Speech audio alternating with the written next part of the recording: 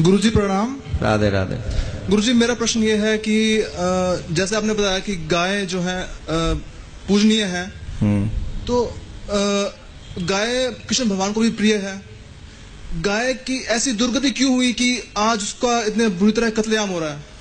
उसका मतलब उसको हम इतना पूजते हैं, इतना उसका दूध अमृत के समान है, फिर भी उसको उसकी रक्षा नहीं हो पाती है। आपके घर में कितनी देसी गाय? एक भी नहीं है।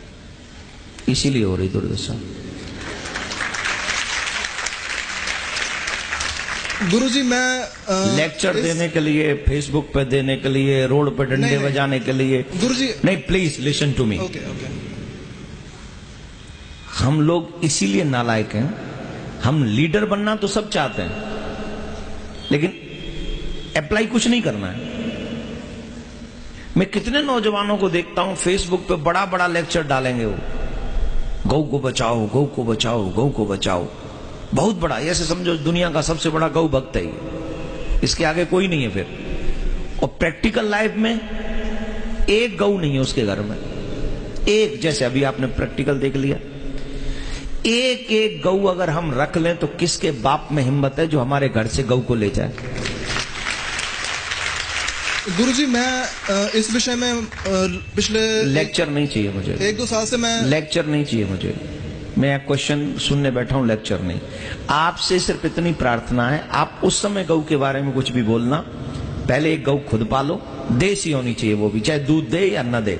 प्लस अपने जितने भी फ्रेंड्स हैं उन सबको ये सलाह देना शुरू करो कि अगर हम दूध पिएंगे तो गौ का पिएंगे, नहीं तो नहीं पिएंगे। जब ये चीजें हमारे समाज में आ जाएगी तो मैं निश्चित तौर पर कह रहा हूं, जिसकी आपने उम्मीद नहीं की वो होगा।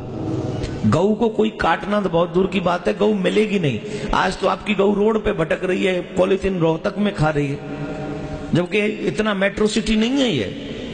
बिल्कुल इतना मेट्रो सिटी नहीं है कि आप घर में गऊ नहीं रख सकते।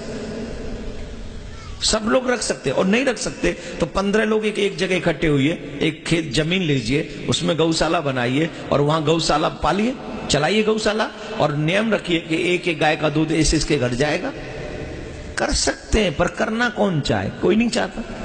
अगर गौ को बचाना है तो सबसे बड़ी बात हम सबको कि कम से कम एक एक गौ हम सबके घर में होनी चाहिए।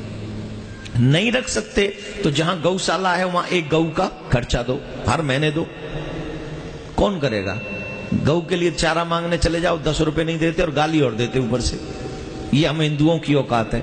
दारू का वो पौवा कितनी बोतल पी जाते महीने दिन में पता नहीं। तो कहां से? हम लोग धर्म के लिए पॉजिटिव नहीं है ना।